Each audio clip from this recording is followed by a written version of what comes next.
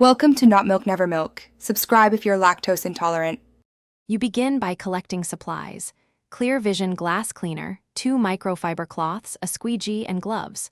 Once ready, make sure you work in shade so the cleaner doesn't dry too fast. This prevents streaking. Start by removing loose dust with a dry microfiber.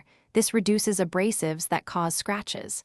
Then, hold the bottle 6-8 inches away and apply a light, even mist. You're not soaking the surface. Light coverage is enough because the cleaner is concentrated and designed to dissolve grime quickly. Once done with the initial spray, work in small sections about 2-3 square feet so you retain control. Start at the top and use a squeegee in smooth horizontal passes. Wipe the blade after each pass, then switch to vertical for final polish.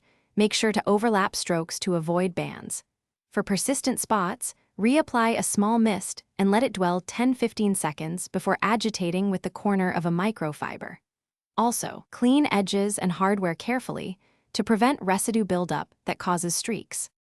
To finish, buff the entire surface with a clean, dry microfiber in light circular motions to remove any remaining haze and create a clear shine.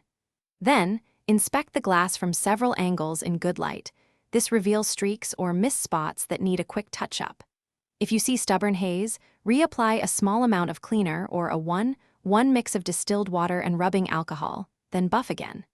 If streaks persist, change to a fresh cloth. Dirty fibers are the usual culprit. Thanks for watching. If this was helpful, leave a like and consider subscribing. See you next time.